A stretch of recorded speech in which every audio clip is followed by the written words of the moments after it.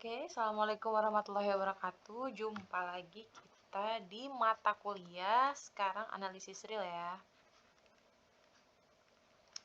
Nah, ini merupakan lanjutan dari mata kuliah pengantar analisis real, di mana di sini kita akan bahas yang pertama itu materinya adalah limit fungsi. Nah, sebelumnya Anda pasti sudah belajar yang namanya barisan dan deret berikut dengan limit barisannya. Apa sih bedanya limit barisan tersebut dengan limit fungsi ini? Kalau kemarin kan kita hanya mencari nilai limit dari barisan.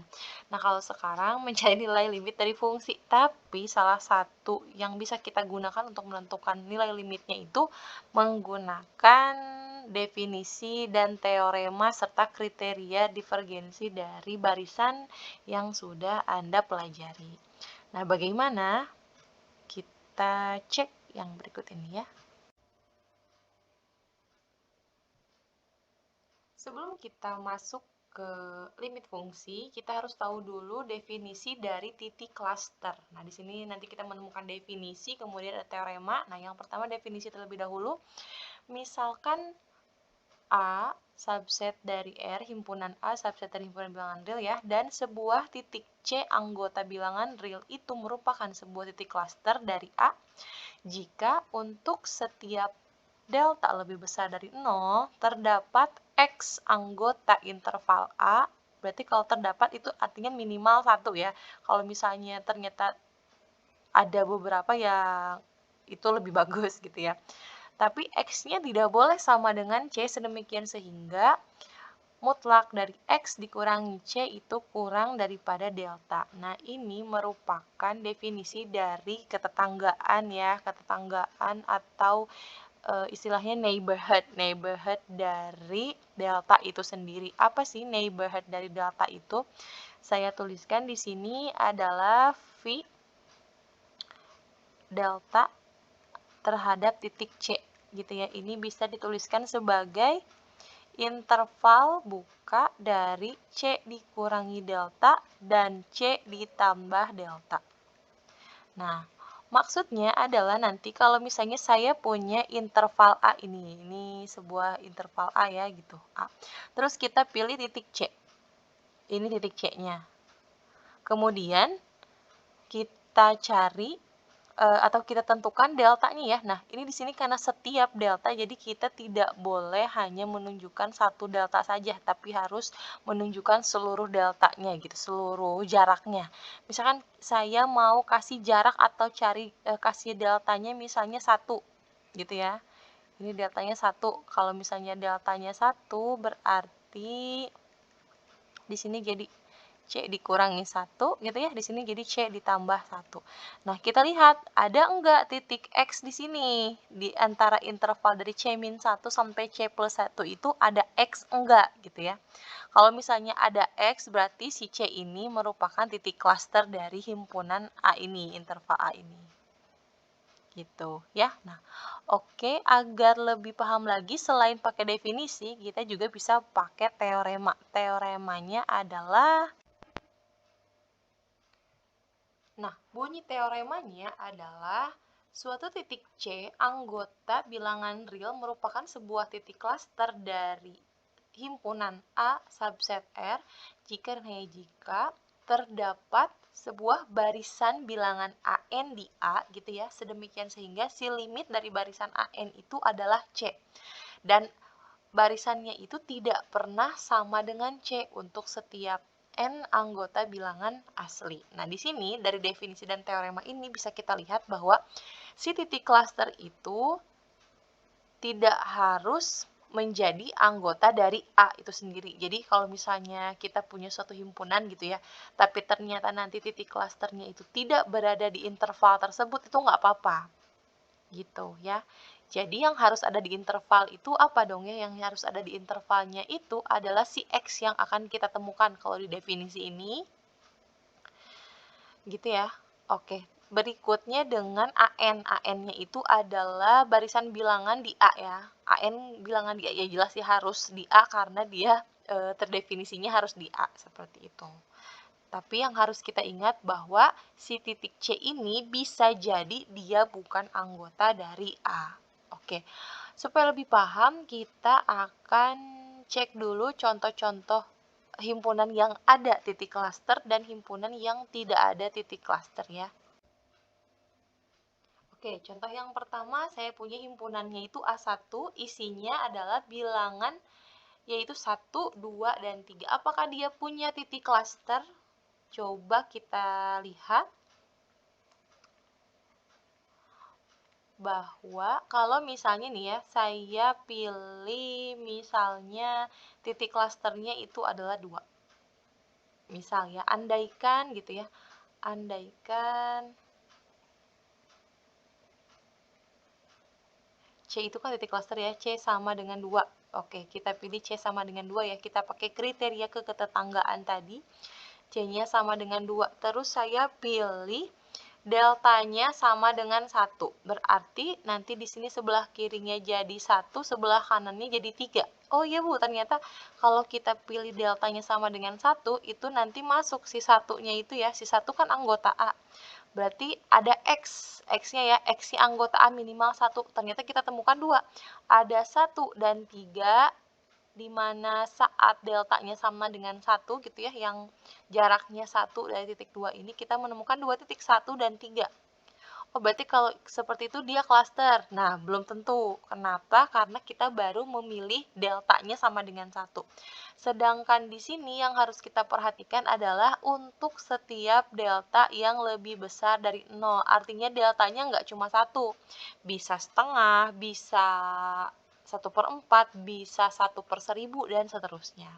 Nah, sekarang kita coba cari yang lain ya, karena menurut feeling saya di sini si A1 ini tidak memiliki titik klaster. Nah, untuk membuktikan sesuatu yang atau membuktikan kesalahan dari suatu pernyataan kan kita cukup membuktikan atau mengambil salah satu kasus yang menjadikan dia salah gitu ya. Nah, misalnya saya ambil kasusnya deltanya sama dengan setengah. Kalau deltanya sama dengan setengah, berarti gimana? Maaf, kita tulisnya di bawahnya aja ya.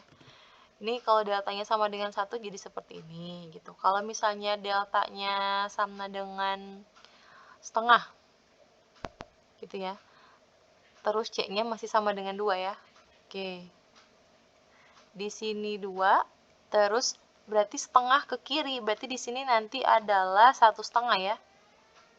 Di sini 1/2 dan di sebelah sini adalah 3/2.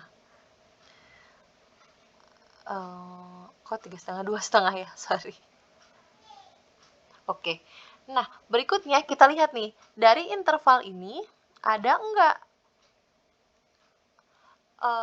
bilangan yang kita temukan tapi dia merupakan anggota A1? Ada Bu, ternyata 2. Kenapa nggak boleh? Karena di sini ya, ada juga yang harus kita garis bawahi bahwa X-nya tidak boleh sama dengan C. Artinya, bilangan yang kita temukan itu tidak boleh sama dengan titik klaster itu sendiri. Gitu, ternyata tidak boleh. Nah, pada saat di sini karena kita tidak menemukan kebenaran, artinya si A1 ini dia tidak memiliki titik klaster. Gitu ya, maksudnya 2 ini, mohon maaf, berarti karena di sini kita tidak bisa menemukan ya, tidak ada X anggota A itu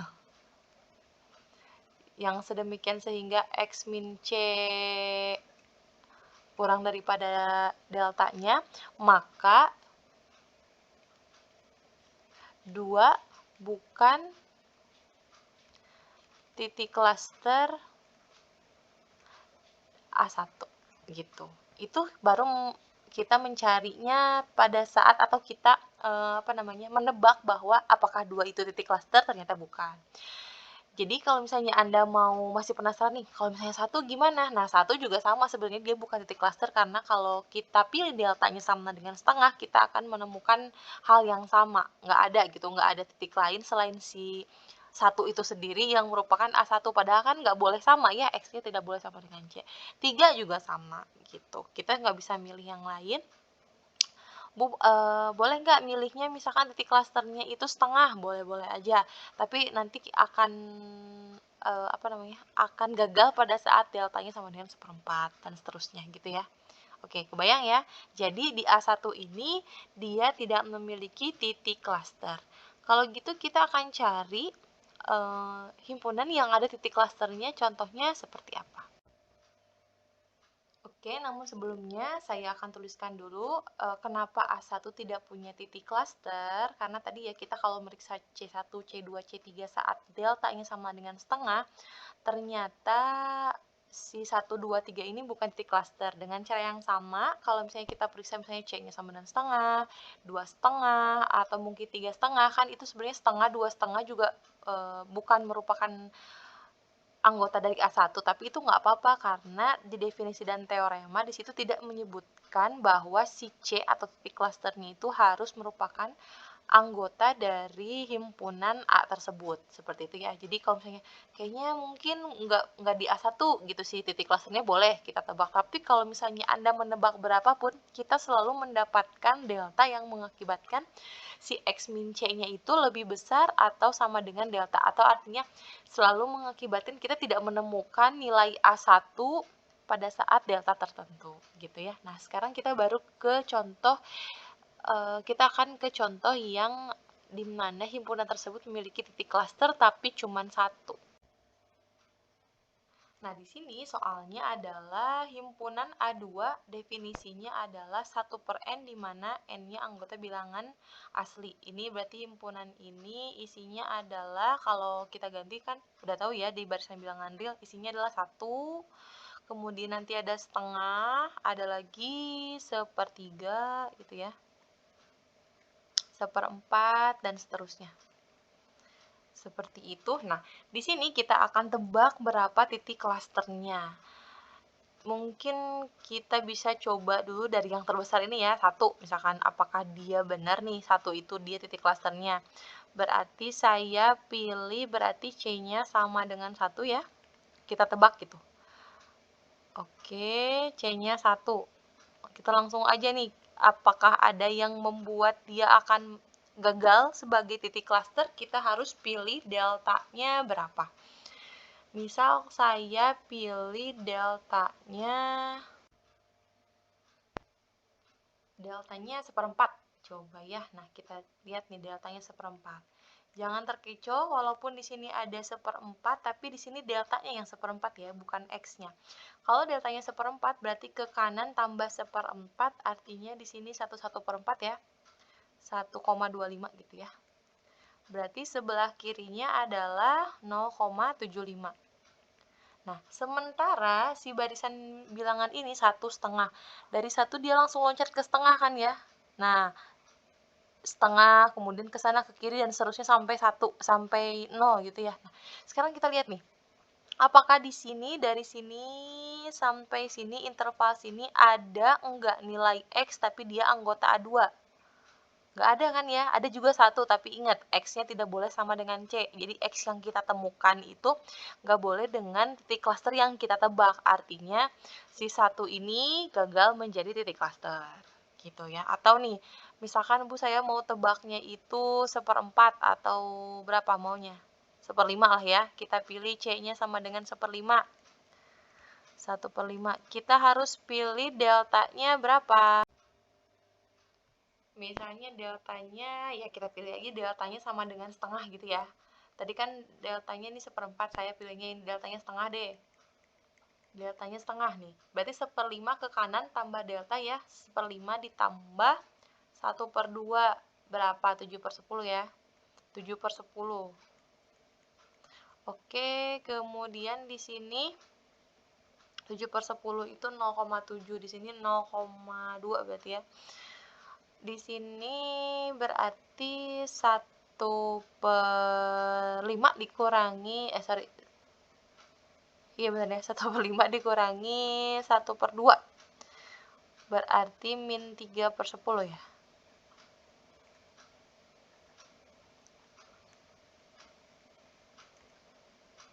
Oke, apakah itu mengakibatkan dia gagal menjadi titik klaster?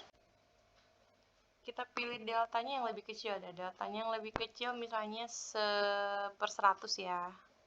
Oke. Nah, kalau kita gambarkan, di sini ada 1/5. Terus kan sudah 1/5 tuh udah 1/6, sebelah kiri ya 1/6-nya. Nah, berarti sebelumnya ada 1/4 di sini. Misalnya ya, biar kelihatan kan ini kan makin kecil.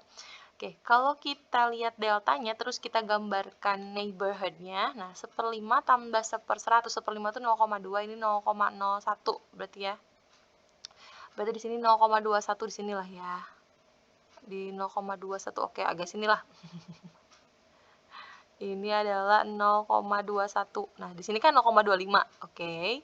Terus 1/5 dikurangi 0,01, 0,2 dikurangi 0,01 berarti 1,9 ya. Di sini 1/6 tuh kan 0,167. Ini berarti 0,19 di sinilah. 0,19 di sini. Oke. Nah, kita lihat dari sini intervalnya ada nggak yang anggota dari A2? Ada, yaitu 1/5. Ingat, C-nya nggak boleh sama dengan X yang kita temukan. Artinya, nggak ada yang lain selain 1/5 ini sendiri. Maka ini menjadikan si titik C sama dengan 1/5 gagal pada saat deltanya sama dengan 100. Nah, kalau gitu berapa, Bu? Kira-kira ya di sini langsung saya kasih tahu, ini saya cap dulu ya, bahwa mereka gagal jadi cluster. Ini gagal.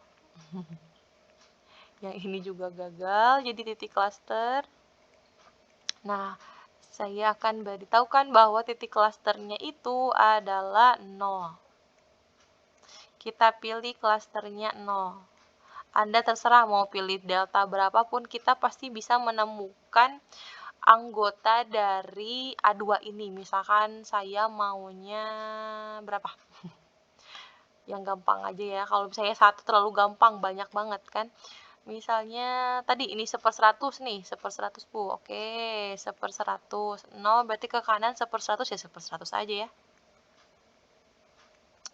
Terus ke kirinya berarti min 1/100. Oke. Kalau 0 ke kiri kita udah jelas tidak akan menemukan titik lain ya. Titik lain. Oke, 0 juga kan bukan anggota dari A2 sebenarnya. Nah, apakah ada di sini? Ada, ternyata di sini ada 1/101 ya. Gitu, di sebelah kiri.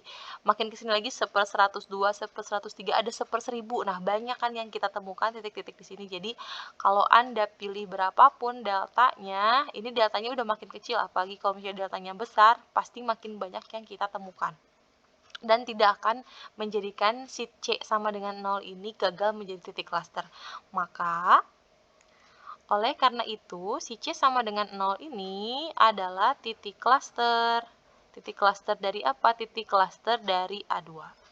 Gitu. Oke? Baik, berikutnya kita akan lanjut ya.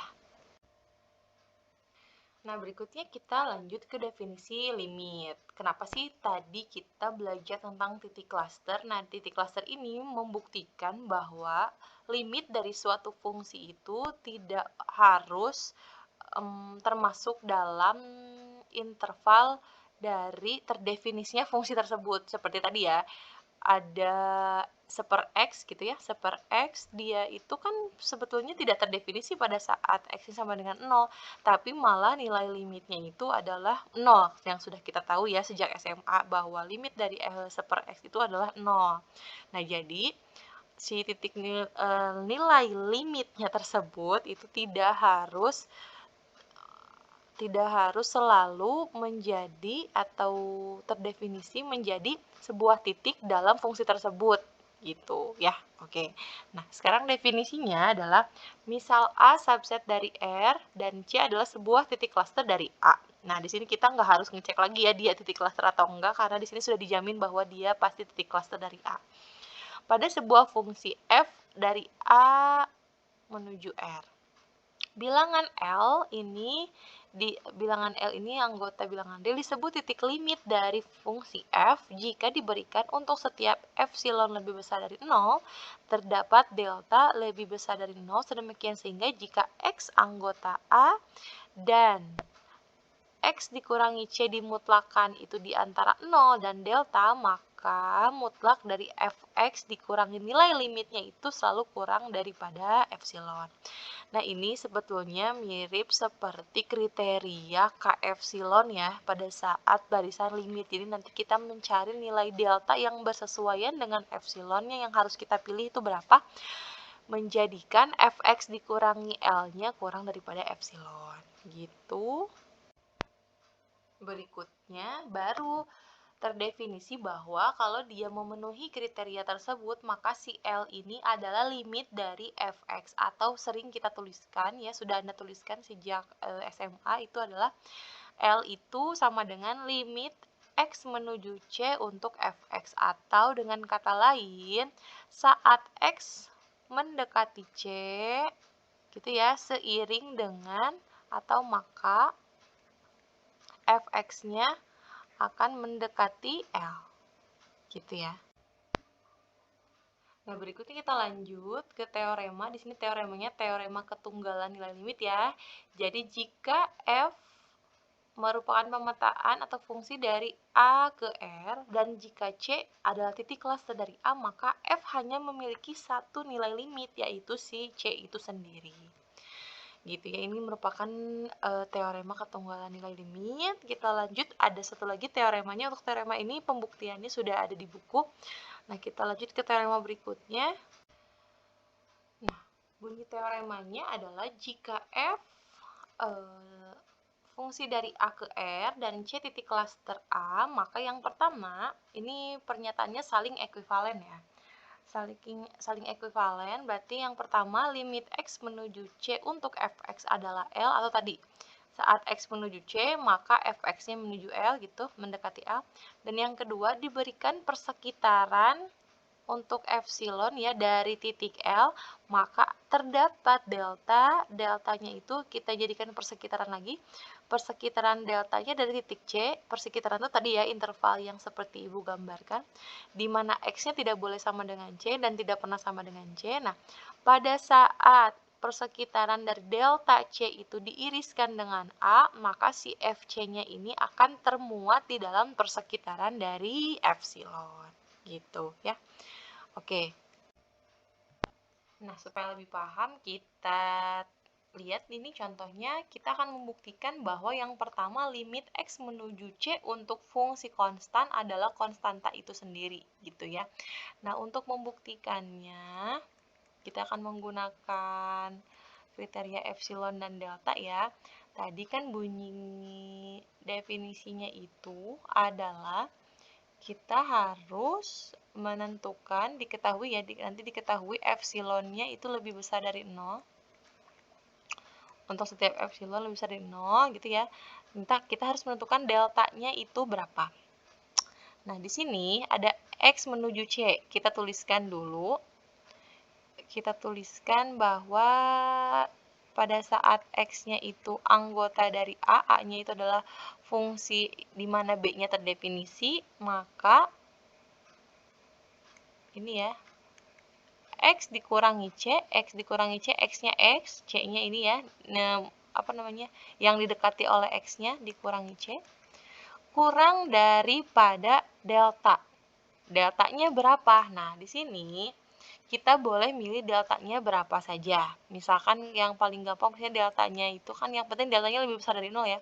Deltanya itu misalnya sama dengan 1, berarti kita pilih ya deltanya sama dengan 1.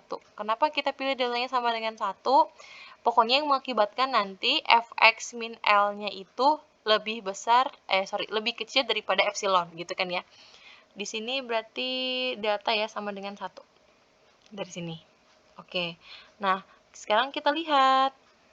Perhatikan bahwa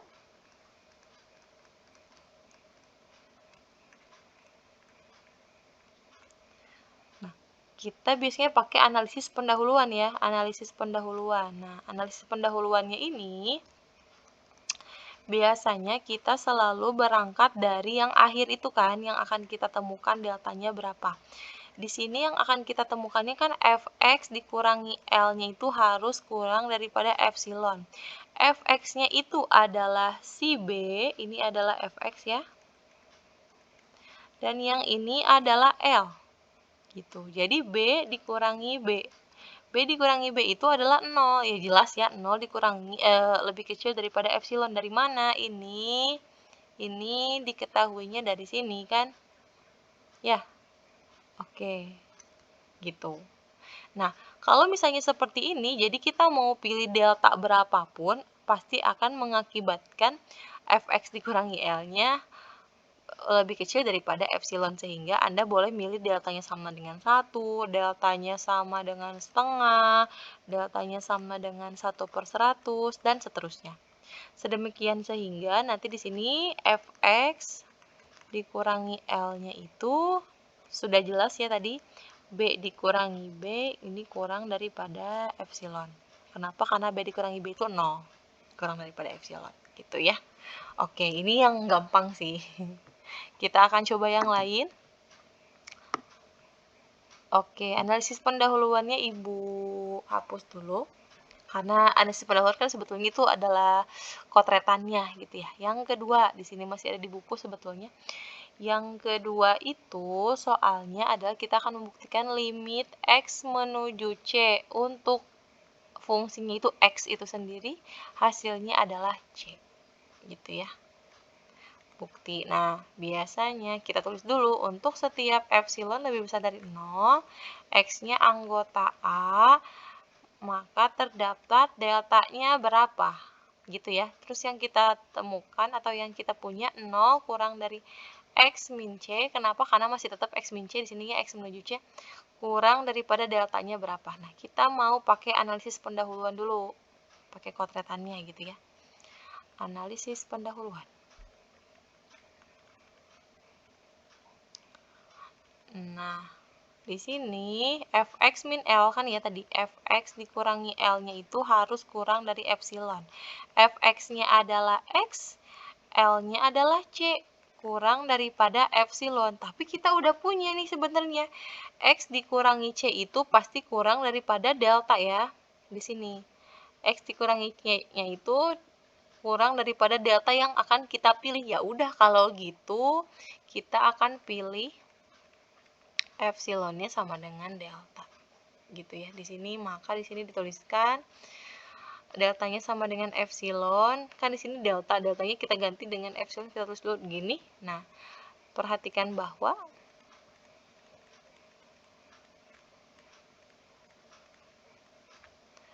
fx dikurangi L ini sama dengan fx-nya adalah x-nya ya, ini ya X, kemudian L-nya adalah C, dikurangi C. Karena kita punya X min C itu tadi di atas kurang daripada delta, dan deltanya sama dengan epsilon, ya udah ini udah jelas kurang daripada epsilon. Maka terbukti bahwa limit X menuju C untuk X hasilnya sama dengan C. Nah, kita akan ke soal yang lebih ini ya, perhitungan nilai deltanya. Oke.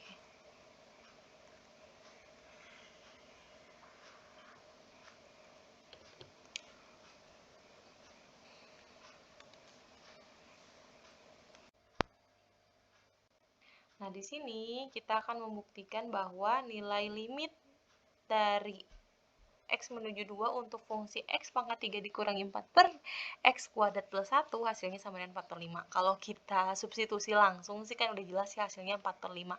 Namun sekarang kita akan membuktikan pakai kriteria epsilon dan delta. Seperti biasa, kita harus tulis dulu bahwa untuk setiap epsilon yang lebih besar daripada 0, X-nya anggota A. Nah, kita akan pilih deltanya sama dengan berapa. Sedemikian sehingga 0 kurang dari X. Tadi kan X min C, sekarang X min 2 berarti. Mutlak dari X min 2 kurang daripada delta. Deltanya sama dengan berapa gitu ya. Oke, nanti kita pilih. Nah, baru sekarang kita analisis pendahuluan dulu. Analisis pendahuluannya. Yang mau kita tuju adalah mutlak dari fx dikurangi L. Fx-nya apa? Fx-nya yang ini ya. Nah, maka mutlak dari X pangkat 3 dikurangi 4 per X kuadrat plus 1 dikurangi 4 per 5. Nah, ini boleh kita kotret ya. Di sini kan pakai mutlak nih, nanti 5 dari X kuadrat plus 1. Ini jadi 5 kali silang ya, 5X pangkat 3 min 20. Ini min 4X kuadrat min 4. Gitu. Sama dengan 5X pangkat 3 min 20. Terus min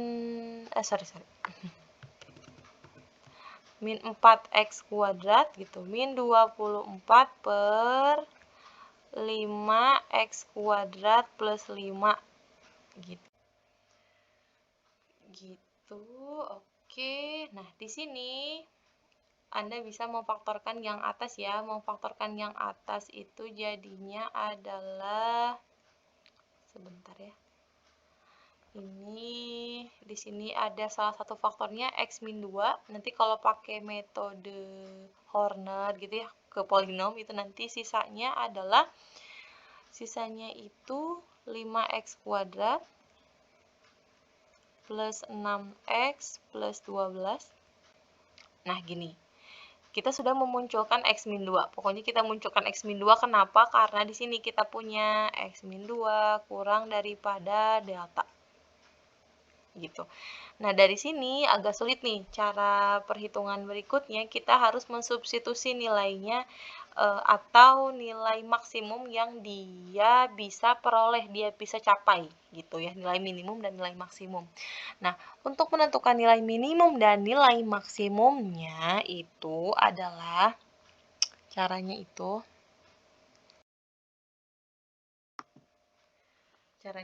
adalah ya, kita pilih dulu kriteria atau kondisi dari X-nya itu sendiri yang mengakibatkan si ini terdefinisi. Nah, kita lihat bahwa X-nya itu menuju 2, dan di sini kita punya X min 2 kurang daripada delta. Kita bisa pilih deltanya sama dengan 1 ya, tapi ini bukan dipilih delta sama dengan 1 untuk membuktikan ini. Kita hanya memilih delta sama dengan 1 untuk menentukan kondisi atau interval dari nilai X itu sendiri. X min 2 kurang dari 1, artinya kan min 1, X min 2, 1 gitu kan ya. Oke, ini sudah ada di analisis real 1 atau pengantar analisis real. Kedua ruas kita tambahkan dengan 2, jadinya 1 kurang dari X, bukan kedua ruas ya, ketiga ruas, dari 3 gitu. Artinya X-nya itu akan berada di antara 1 sampai 3. Nah, di sini tadi pemilihan di sini kenapa sama dengan 1? Kenapa sih dia sama dengan 1? Nah, di sini kan C-nya itu 2. Jadi kita pilih di sini batas atasnya itu yang lebih kecil daripada nilai C itu sendiri. Boleh sih sebetulnya 1,5 juga boleh gitu ya. Kalau ibu pilih 1 aja, kenapa? Karena bilangan yang lebih kecil dari 2 tapi nggak 0 banget gitu, jadi pilih 1 aja dan dia tetap bilangan asli gitu ya. Oke, sehingga kita mendapatkan bahwa si kondisi X-nya itu di antara 1 sampai 3 gitu ya. Kenapa? Nah, oke. Sebetulnya bisa kita lihat juga nih di sini ya, bahwa limit dari ini itu kan sebetulnya adalah 5 ya. Sorry. Ini berapa nilai limitnya? 5/5 ya, 1 ya. Nah, gitu. Jadi, dia pasti di antara 1. Cuman kita belum tahu batas atasnya berapa. Batas atasnya itu 3. Bu, bisa nggak sih batas atasnya lebih dari 3? Boleh aja.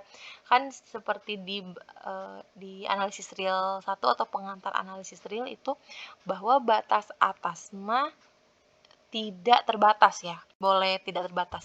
Yang hanya terbatas atau dia unik itu hanya supremum dan infimum gitu ya. Jadi kalau ibu sekarang pilih batas bawahnya 1, batas atasnya itu 3. Nah, buat apa sih kita menentukan batas atas dan batas bawah itu? Untuk mencari nilai ini, koefisiennya berapa nih, supaya nggak gini banget gitu ya. Nah, si nilai 1 dan 3-nya itu akan kita substitusikan.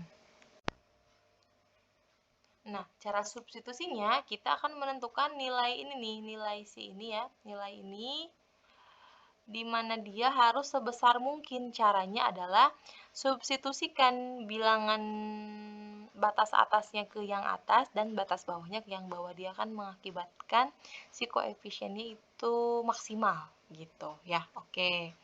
Berarti ini sama dengan kalau kita substitusikan ya, substitusikan 5 kali 3 kuadrat tambah 6 kali 3 tambah 12 itu hasilnya adalah 75. Dan yang ini kalau kita substitusikan oleh 1 hasilnya adalah 10 ya yang bawah. Per 10 kali X min 2.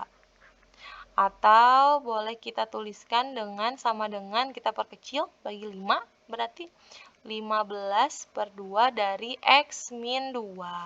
Nah, dia tuh harus kurang daripada epsilon ya.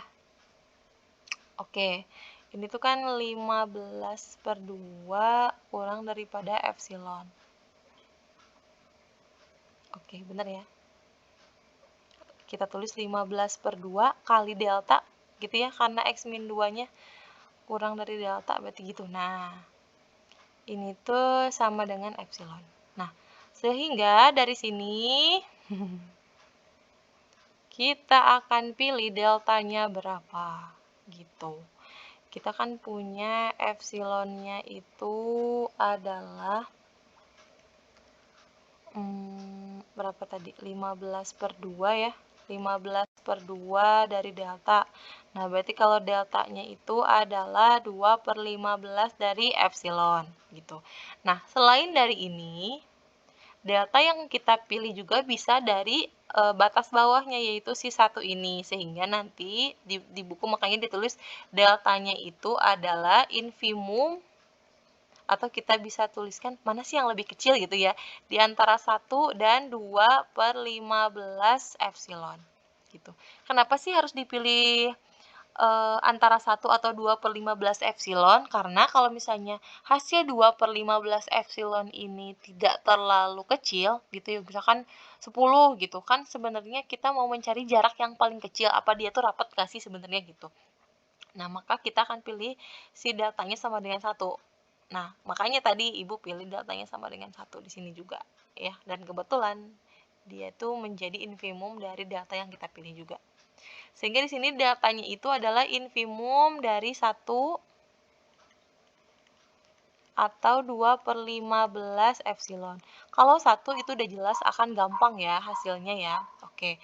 Tapi kalau misalnya saat deltanya sama dengan 2 per 15 epsilon, maka perhatikan bahwa gitu.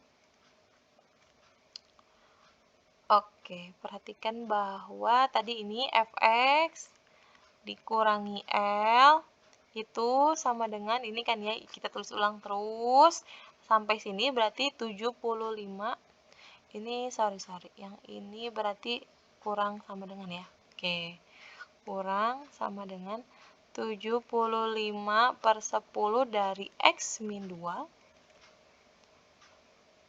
gitu. Nah, sedangkan X min 2-nya itu kurang dari delta, maka di sini kurang dari 75 per 10, oh bukan 75 per 10 ya,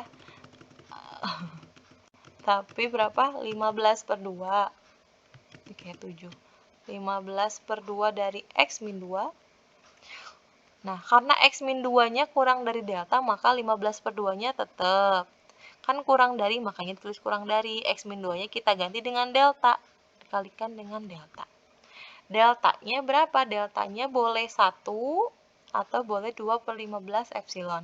Kalau deltanya dia itu 1, berarti si infimumnya, maka 15 per 2 ini sudah dipastikan kurang daripada epsilon. Nah, tapi kita pilih kan tadi 2 per 15 epsilon ya, kita substitusi gitu. 15 per 2 kali 2 per 15 epsilon. Ini kan 1 hasilnya sama dengan epsilon. Sehingga kita punya fx min L-nya ini dimutlakan, itu dia nilainya kurang daripada epsilon. Sehingga kalau sudah menemukan itu, maka terbukti bahwa limit x menuju 2 dari x pangkat 3 dikurangi 4 per x kuadrat plus 1 hasilnya adalah 4 per 5. Gitu. Oke. Nah, selain dari yang tadi, kita juga bisa menggunakan kriteria barisan untuk limit. Nah, ini kan Anda udah pernah belajar nih di semester sebelumnya. Nah, ini juga akan kita pakai untuk menentukan bahwa dia tuh limitnya atau bukan. Di sini ada teorema, misalnya f adalah fungsi dari A ke R dan C sebuah titik klaster di A. Pernyataan berikut saling ekuivalen. Yang pertama, limit X menuju C dari F itu sama dengan L. Yang kedua, nah ini cara membuktikannya adalah dia itu untuk setiap barisan bilangan xn di A yang konvergen ke C, ke titik klasternya itu ya, di mana si barisan tersebut tidak pernah sama dengan C untuk setiap n anggota bilangan asli. Nah, maka barisan baru yakni fungsi dari barisan tersebut gitu ya. Tadi kan barisan aja. Nah, sekarang fxn apa bedanya? Jadi nanti si barisan ini kita masukkan ke F gitu. Maka dia akan konvergen ke L. Tapi kita harus cek dulu syaratnya bahwa semua barisan, setiap barisan di A konvergen ke C gitu ya. Maka fxn fungsi dari barisan tersebut kalau kita substitusikan ke fungsinya dipastikan konvergen ke L.